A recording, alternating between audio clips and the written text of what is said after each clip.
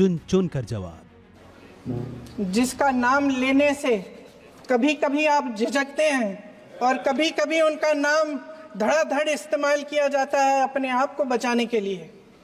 उन्होंने HAL, BHEL, SAIL, GAIL, ONGC, NTPC, railways, IIT, IIM, oil refinery, तमाम PSU बनाए। अध्यक्ष महोदय, उनका नाम पुस्तकों से मिटाया जा सकता है, उनका नाम भाषणों से मिटाया जा सकता है, लेकिन जो उनकी भूमिका रही इस देश की आज़ादी के लिए और इस देश के निर्माण के लिए, वो इस देश में से कभी मिटाया नहीं जा सकता। 75 सालों में जनता का भरोसा रहा कि नीतियां बनेंगी तो जनता की भलाई के लिए बनेंगी। जल जंगल जमीन का अधिकार मिला आदिवासी भाई बहनों को।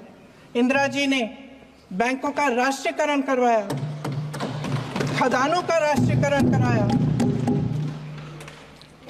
कांग्रेस और यूपीए की सरकारों में शिक्षा का, भोजन का अधिकार मिला।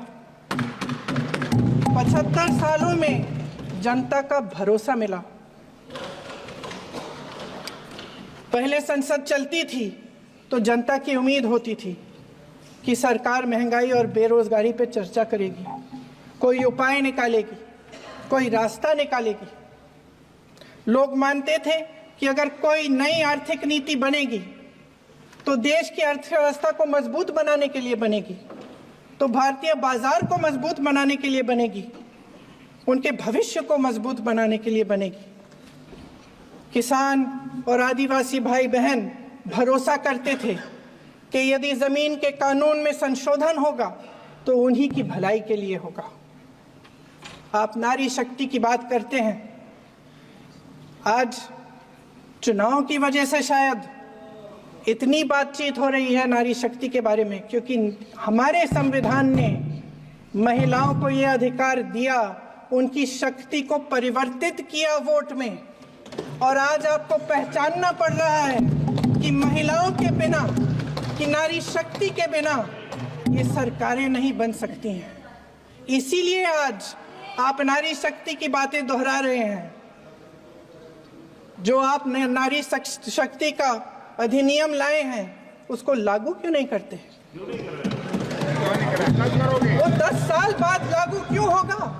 क्या आज की नारी 10 साल इंतजार करेगी उसके लागू करने के लिए? क्या बात है, क्या बात है।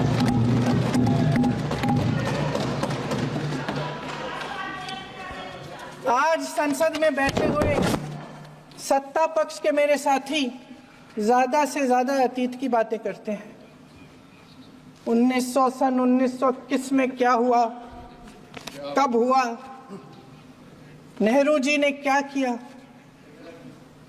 अरे वर्तमान की बात करिए, देश को बताइए आप क्या कर रहे हैं, आपकी जिम्मेदारी क्या है? कि सारी जिम्मेदारी जवाहरलाल